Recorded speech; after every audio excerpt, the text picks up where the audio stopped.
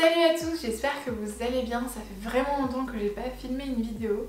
J'en ai pas sorti une depuis, je crois, 23 jours. Donc ça commence à faire un petit bout de temps et justement je me suis dit que ce serait bien de vous faire un petit update de ma vie, de ce qui s'est passé par rapport aux événements actuels et de pourquoi j'ai pas pu sortir de nouvelles vidéos depuis environ 3 semaines.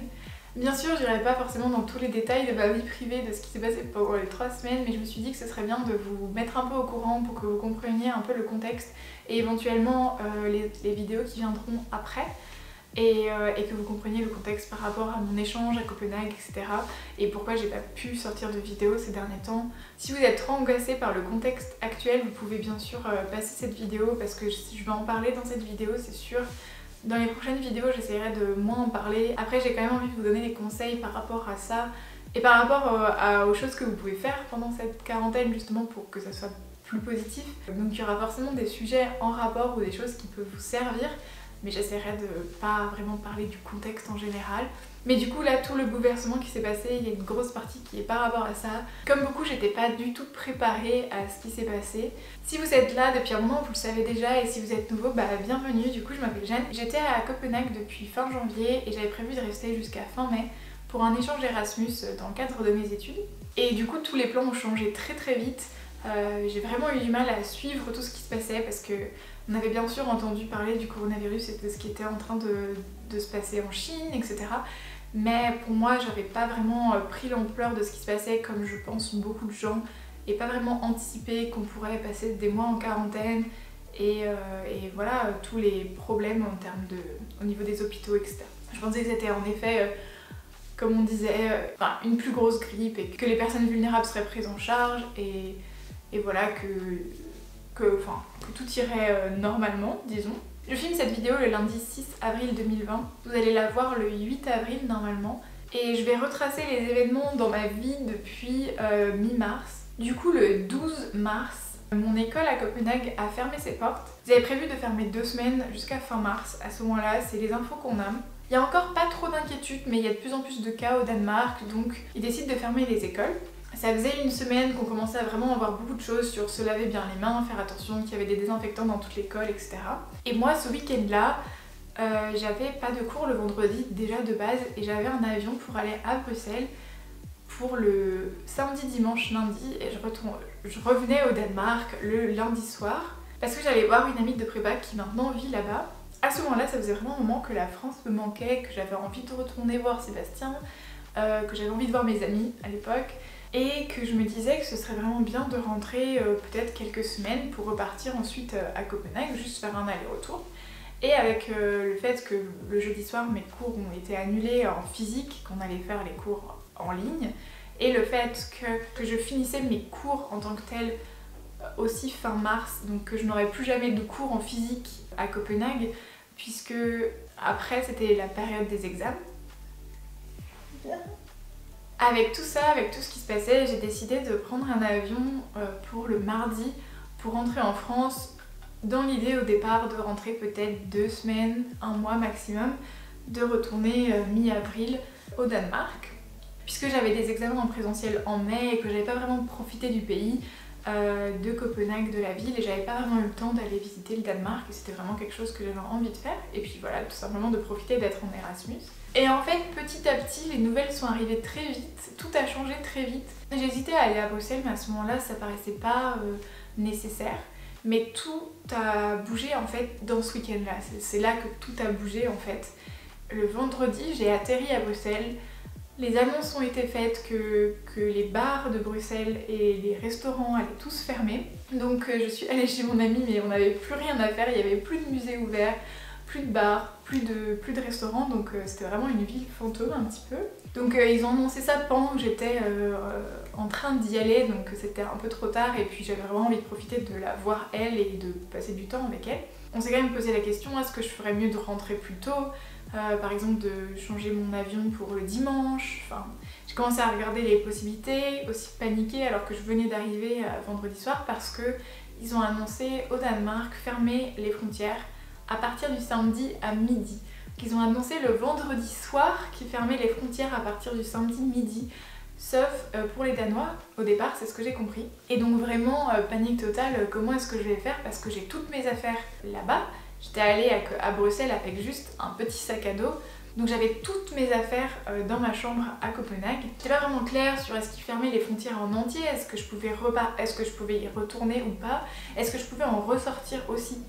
La question c'était est-ce que je rentre du coup directement le lendemain matin très vite pour aller au Danemark récupérer mes affaires, mais est-ce que je peux en ressortir après pour aller en France, sachant que les avions n'étaient pas forcément bon et que beaucoup d'avions étaient en train de s'annuler et que c'était un petit peu le Capharnaüm entre guillemets. Après j'ai appris qu'en fait c'était pour les Danois et les résidents, donc à partir du moment où on était résident là-bas, on pouvait y aller, mais il y a eu quand même plein de hauts et de bas dans ce week-end là, puisque même mon école m'a conseillé de rentrer le plus tôt possible, sauf que moi j'avais mon avion du coup déjà réservé le lundi, que les avions du dimanche et du samedi étaient en train de se remplir à des taux faramineux. Il y avait des avions à 300 € quand j'avais payé mon avion à 10 €. Enfin, je pense que tout le monde était en panique, tout le monde prenait les premiers avions qu'il trouvait. Et donc, ce qui s'est passé, c'est que j'ai décidé un peu de samedi profiter d'au moins de la journée et de voir après comment les choses évoluaient quand j'ai su qu'en effet je pourrais y retourner normalement, ou en tout cas que je pourrais repartir de Bruxelles à la France. Je me suis dit au cas où, j'y vais juste avec mon petit sac à dos, j'avais mon ordinateur pour faire mes cours, c'était à peu près tout ce qu'il me fallait, j'avais pas ma caméra, j'aurais jamais pu vous faire des vidéos pendant tout le temps où j'aurais été en France, mais voilà, j'avais l'essentiel on va dire et j'aurais pu acheter des vêtements ici, ou voilà. À ce moment-là, les rumeurs de quarantaine ont commencé à augmenter en France.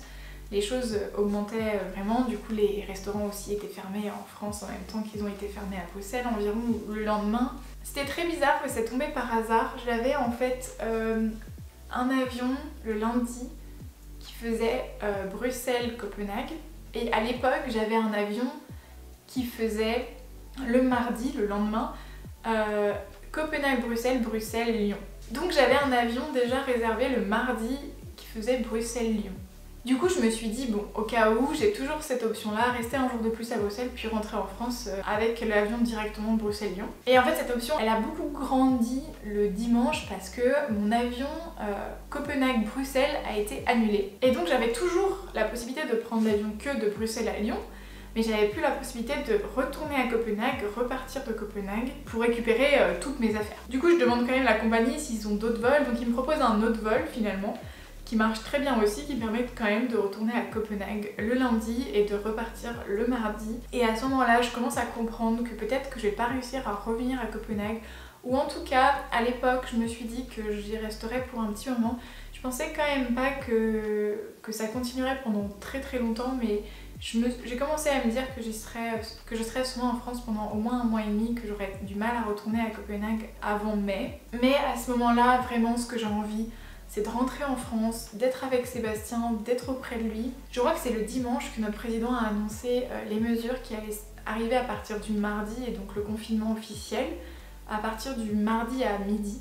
Donc j'avais un avion qui arrivait dans l'après-midi du mardi, donc on était censé déjà être en confinement. Mais ils ont bien annoncé qu'ils appelaient tous les Français à rentrer en France, les Français à l'étranger s'ils avaient besoin, s'ils voulaient. Donc moi c'était l'option que j'ai voulu suivre. Je sais qu'il y a d'autres personnes de mon école qui sont restées à Copenhague là-bas. Officiellement j'ai toujours mon logement là-bas, donc je vais y arriver. On va essayer d'accélérer un petit peu, sinon ça va durer 3 ans juste pour vous expliquer un peu la situation. J'avais vraiment envie de rentrer en France, mais j'avais vraiment envie de prendre mes affaires parce que je comprenais que la situation s'aggravait de plus en plus. Donc j'ai tenté le tout pour le tout et je suis allée à l'aéroport pour prendre mon avion le lundi pour aller à Copenhague. Je savais pas si j'allais être prise dans le vol parce que voilà, il fallait que je prouve que j'étais résidente. Alors j'avais ma carte d'étudiante à CBS, donc à l'école que j'ai là-bas, et j'avais mon contrat de logement. Je me suis dit que ça devrait suffire, mais j'étais pas très sûre parce qu'ils avaient dit qu'une carte étudiante suffisait pas forcément. Enfin, ils avaient commencé à expliquer que c'était pas forcément le cas. Donc j'arrive à l'aéroport de Bruxelles avec mon passeport français. Au début en mode bah non, vous rentrez pas. Je leur explique que je suis étudiante là-bas. Voilà, ils me disent que c'est bon, que je rentre dans les critères, ils me laissent rentrer dans l'avion. Donc je suis vraiment énormément soulagée, je vais enfin pouvoir récupérer mes affaires. À ce moment-là, j'ai un vol pour le lendemain.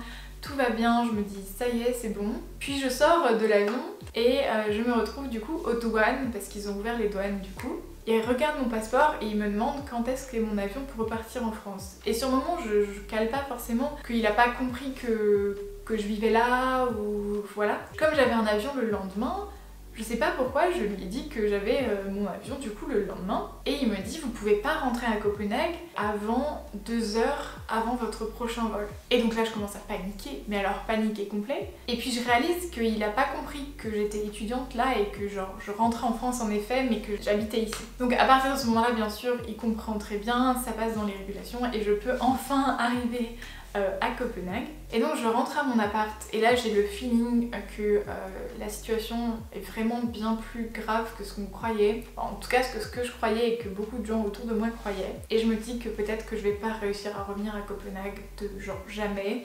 Je me dis que ça reste une possibilité même si j'y crois pas beaucoup à l'époque. Je décide d'aller rendre mon vélo que j'avais en location, donc je payais tous les mois. Donc je prends mon vélo, j'y vais en vélo, je reviens en métro et je prends mon dernier roulé à cannelle de Copenhague qui était absolument trop bon. Voilà, j'adore les roulés à la cannelle et j'étais trop contente d'être à Copenhague pour ça parce qu'ils sont trop bons là-bas, il y en a partout et ils sont juste délicieux. Bref, du coup j'en ai acheté un autre en me disant ça se trouve j'en aurais pas d'autres ou pas avant un petit moment. À ce moment-là, quand je rentre en métro, il est 17h et j'ai un vol le lendemain à 7h du matin et j'ai une chambre de 20 mètres carrés avec toutes mes affaires, de la nourriture dans le frigo, plein d'affaires. Donc là je me mets à faire mes valises, j'enlève toute la nourriture qui est périssable du frigo en me disant voilà si je reviens pas avant un mois et demi. Donc je laisse quand même la nourriture classique, des pâtes, du riz, des sauces dans mon placard et j'essaye de prendre toutes mes affaires. Au début je me dis je prends pas tout avec moi et puis plus ça avance plus je me dis je prends tout ce qui est important pour moi. À l'heure d'aujourd'hui j'ai encore les clés de cet appartement et j'ai encore des affaires dedans et je paye encore. De toute façon j'ai pas le choix, le contrat a été jusqu'à fin mai. Tard dans la soirée, je suis encore en train de faire mon sac et je reçois un mail comme quoi mon avion du lendemain matin à 7h a été annulé. Donc c'était la deuxième fois qu'on m'a annulé un avion. Et là vraiment je panique en me disant mais je vais jamais réussir à rentrer en France, qu'est-ce qui va se passer? Donc je me signale à l'ambassade pour que la France soit au courant que je suis bien au Danemark, ce que j'avais pas spécialement pensé à faire au départ, et que je veux rentrer en France. Je leur demande quelles sont les recommandations, etc. Et j'essaye de joindre la compagnie pour savoir s'ils ont un autre vol. Et en fait, comme ça fait 2 fois qu'ils annulent le vol Copenhague-Bruxelles, ils annulent en fait tous les autres vols Copenhague-Bruxelles. Et donc, moi, mon itinéraire était Copenhague-Bruxelles, Bruxelles-Lyon. Et donc, voilà, il n'y a plus de vol sur ce changement-là. Et donc, la compagnie m'a mis sur un autre vol, mais beaucoup plus tard, qui passait par l'Allemagne, qui faisait donc Copenhague-Francfort, Francfort-Lyon. Finalement, j'ai eu beaucoup plus de temps puisque j'étais censée avoir un vol à 7h, donc partir de mon appart au moins à 5h du matin. Et là j'avais jusqu'à 19h, donc jusqu'à 17h dans l'appartement, donc j'ai eu le temps de plus le nettoyer, de plus bien ranger les choses. Mais c'est vrai que du coup j'ai pas débarrassé mon appartement et vu les circonstances actuelles au 6 avril, il y a peu de chances que je sois capable de retourner à Copenhague de manière générale.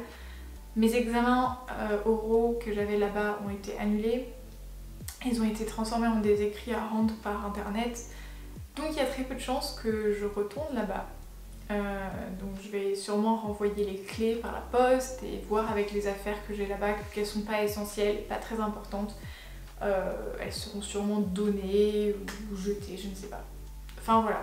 Donc voilà, avec toutes ces péripéties, j'arrive enfin en France. Mon papa m'a récupérée et m'a déposée du coup chez Sébastien, qui venait d'emménager du coup dans cet appartement où on est maintenant. Et je savais que j'avais fait beaucoup de voyages, j'avais pris 4 avions et été dans 3 aéroports différents. Non, dans 4 aéroports différents en 4 jours. Donc je savais que j'étais à risque, j'avais bien fait attention pendant tous les avions bien sûr. Désolée, la batterie est morte, je parle beaucoup trop, je vous raconte ça vraiment comme si je vous le racontais à une amie. C'est juste parce que j'ai vraiment envie de vous expliquer toute la situation et que vous puissiez comprendre dans les prochaines vidéos s'il y a besoin. Et voilà, vous dire que ça y est, je reviens enfin sur YouTube, j'espère. Donc je vous disais que j'avais pris beaucoup d'avions à ce moment-là et que j'étais à risque forcément puisque j'avais croisé plein de gens, même si j'avais suivi toutes les les bases d'hygiène et que dans les avions il y avait vraiment beaucoup de... Dans les aéroports il y avait des désinfectants de partout, il y avait énormément de conseils de sécurité, il y avait quasiment personne dans les aéroports. On avait des rangs entiers pour nous tout seuls, donc à part dans le dernier avion que j'ai eu, qui était celui pour retourner en France, donc Francfort-Lyon, où il y avait beaucoup de gens parce que le plus de gens possible essayaient de rentrer en France vu que c'était le jour du confinement. Mais sinon dans les 3 autres avions que j'ai pris, j'étais toute seule sur la rangée entière. Les avions volaient vraiment avec très peu de passagers, mais bon, des passagers qui avaient besoin de retourner là où ils avaient besoin de retourner. Donc quand je suis rentrée, je me suis vraiment dit que j'allais vraiment limiter absolument toutes les sorties. Alors bien sûr tout le monde fait ça, mais là je me suis vraiment dit même les courses etc, je vais essayer de faire en sorte que ce soit Sébastien qui les fasse à ma place. C'est pas forcément mieux etc, mais de toute façon lui il continue à travailler, donc il est exposé tous les jours au virus et à tout ça. Donc de toute façon ça changeait pas grand chose par rapport à ça.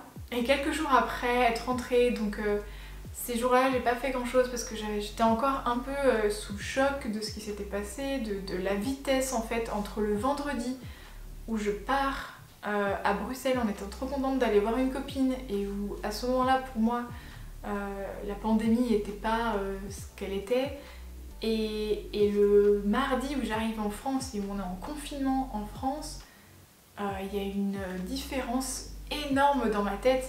Enfin, pour beaucoup de gens ça a été très soudain et très rapide, je sais que ça a été le cas pour beaucoup, mais c'est vrai que quand on est à l'étranger pour cette chose là et qu'on a vraiment envie de rentrer pour être auprès de nos proches, enfin en tout cas moi de Sébastien, même si j'aurais aimé voir ma famille etc, je sais que c'est impossible pour l'instant, mais au moins je sais que je suis dans le même pays qu'eux, je sais que j'ai un système médical que je connais, que même si au Danemark tout va très bien, c'est pas la même langue, etc. Je sais que tout le monde le vit différemment, mais pour moi c'était important de rentrer en France. C'était vraiment un choc, donc j'ai passé quelques jours un petit peu à pas faire grand chose, à traîner, à me reposer, à me recharger aussi par rapport à tout ça. Et quelques jours après, du coup je suis tombée malade. Ça ressemblait vraiment à une angine en fait, tout simplement les ganglions. Mais j'avais aussi de la fièvre, mal de tête, mal de gorge et tous les symptômes en fait du coronavirus tout simplement. Donc j'ai eu une consultation avec un médecin qui m'a dit qu'en effet ça pouvait être le coronavirus et que ça pouvait aussi être autre chose, qu'on pouvait pas déterminer en fait vu que du coup c'était une consultation aussi par visio pour éviter le contact, que de toute façon ils faisaient même pas les tests pour les angines en ce moment, que tout ce qui était ORL était considéré comme le coronavirus. Du coup je devais vraiment être en quarantaine stricte pendant 14 jours aussi. Donc en soi ça change à nouveau pas grand chose, mais donc ça me rajoutait une semaine, donc ça fait peut-être 3 semaines, donc là ça vient de finir en fait ce week-end, la quarantaine stricte, même si je suis sortie la semaine dernière faire des courses du coup. Et du coup j'ai été bien malade au moment où je me suis dit que j'allais recommencer à faire des vidéos tranquillement, et pas mal déprimée aussi honnêtement, donc j'ai pas fait grand chose pendant toutes ces journées là. Et quand je suis sortie de ma maladie et de ma déprime, il n'y avait plus rien à regarder sur Netflix, mais surtout il y avait beaucoup de travail scolaire à faire. J'avais 2 gros examens à rendre cette semaine, donc là on est lundi, j'avais quelque chose à rendre pour vendredi et lundi, et j'ai fini d'être malade on va dire en fin de semaine dernière. Et donc la dernière semaine je l'ai passée à travailler sur mes cours et mes examens etc. Et voilà, on en arrive là, ça fait 3 semaines et j'ai pas sorti ma caméra et ça fait vraiment bizarre et ça m'a vraiment manqué, j'avais très envie de revenir mais c'était vraiment compliqué, donc voilà, c'est les aléas de la vie. J'aurais bien aimé faire plein de contenu justement pendant le confinement, être là pour vous divertir, et je sais que c'est quelque chose dont j'ai besoin aussi moi personnellement. Mais c'est pas comme ça que ça s'est passé pour l'instant. Je pense que ça va pas mal s'arranger, j'ai beaucoup moins d'examens dans ces prochains temps et j'espère ne pas être malade. À la fois j'espère d'une certaine manière que c'était le coronavirus, comme ça je sais que j'y suis plutôt immunisée et voilà.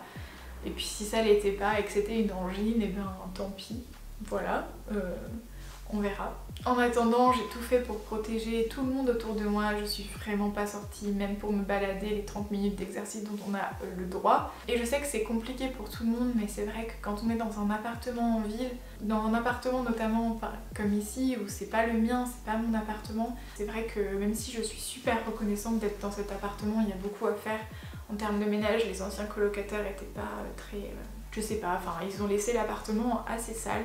Bref, voilà. Je pense qu'on arrive à la fin de cette vidéo. Si vous m'avez écouté pendant tout ce temps, merci beaucoup. Surtout aussi un autre message, c'est si vous pouvez dans les commentaires me dire justement quel type de vidéo vous voulez en ce moment pendant cette période-là. Est-ce que vous voulez des choses qui vous divertissent complètement? Est-ce que vous voulez des recettes? Est-ce que vous voulez des choses plutôt sur le zéro déchet, comment faire aussi? Est-ce que vous voulez des choses qui sont en rapport avec le confinement, par exemple typiquement comment être zéro déchet pendant le confinement? Ou des choses sur le minimalisme, des choses peut-être les tris que vous pouvez faire pendant le confinement, etc.